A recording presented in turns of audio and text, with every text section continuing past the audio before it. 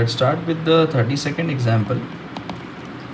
A block of mass 25 kg is to be raised by a man, 50 kg man, in two different ways as shown in figure. What is the action on the floor by the man in two cases? Okay, so first we need to find the action of the man in the two cases. So now if you say in the A part, if you draw the FBD of 25 kg block, so its weight is acting in the downward direction while tension is acting in the upward direction, and as the block is just pulling up without any acceleration, so tension is 250 Newton. And now if you draw the FBD of this man, so here its weight mg is acting in the downward direction, tension is acting in the downward direction while the normal reaction in the upward direction. So in A case, the normal reaction is tension plus 500, so that comes out to be 750 Newton. While in the B diagram, again if you draw the FBD of 25 kg, same, in order to pull a block of 250 Newton weight, tension would be 250 only.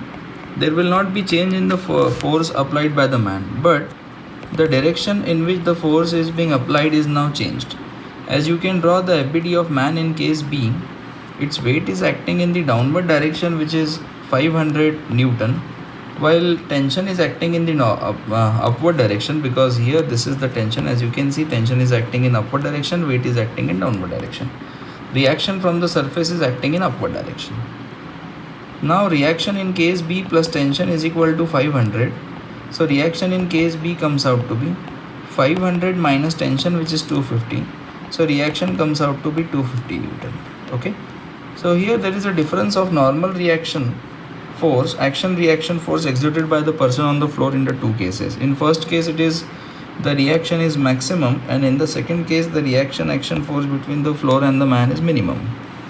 Which mode should the man adopt to lift the block without yielding? Okay. So first of all, what is the meaning of this word yielding? So yielding stands for that the surface